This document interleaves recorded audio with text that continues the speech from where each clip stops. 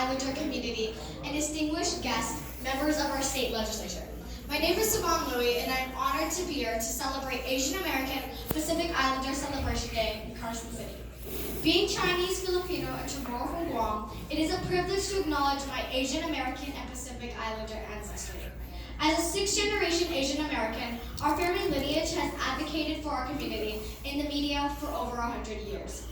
A great-grandmother, Gloria Wong Louie, traveled to the U.S. with Chinese arts exhibits to raise money for the United Nations War Orphan Relief. In her statement to the media, she would say, "We are all Americans of Chinese descent." This was a time where Asian Americans were perceived as foreigners.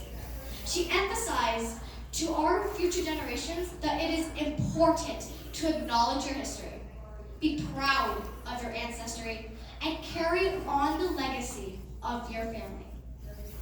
On May 10th, we are also celebrating the 150th anniversary of the completion of the Transcontinental Railroad, acknowledging Chinese railroad workers in Golden Lake, Utah. It is often said that we live in a nation of immigrants.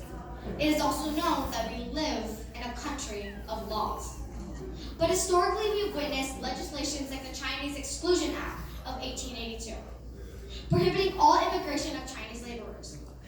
It was the first law implemented to prevent all members of a specific national group from immigrating.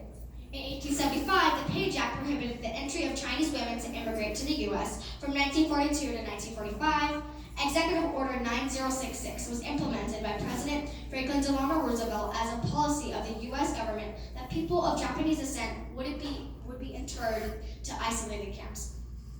It is important to know that at this very place on the assembly floor, there are laws that are passed in our legislature that impact our Asian American and Pacific Islander community. On this very day, there are bills that affect our immigrant population waiting for status. There are laws that affect our quality and access to healthcare, minimum wages for working class and labor, affordable housing and real estate, and funding for education that will impact us all. It is important that we elevate our voices with advocacy and shape laws that benefit our AAPI community. Today, our AAPI community is now the fastest growing demographic in the U.S. right here in Nevada. We represent nearly 10% of the population of the state. Even in the year 1880, we represent 9% of the state population in Genoa and Dayton, Nevada. We came to Nevada attracted by mining, railroad construction, ranching, sheep herding, logging, medicine, merchandising, and gaming.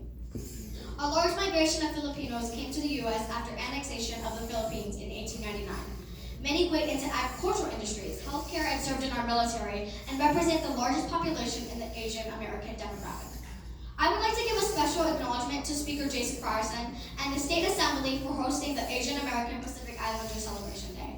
Let's give them a round of applause.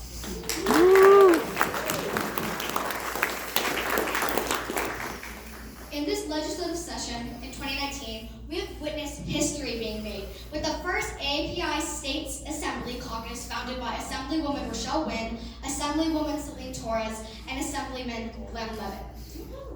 I would like to express our gratitude to Jenny Leonard and to our next speaker tonight, Assemblywoman Rochelle Wynn, who helped organize this amazing event.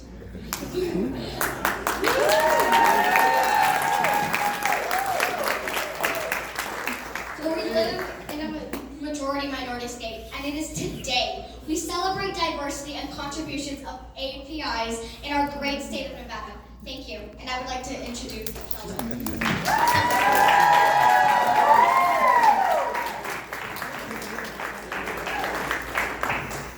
There's just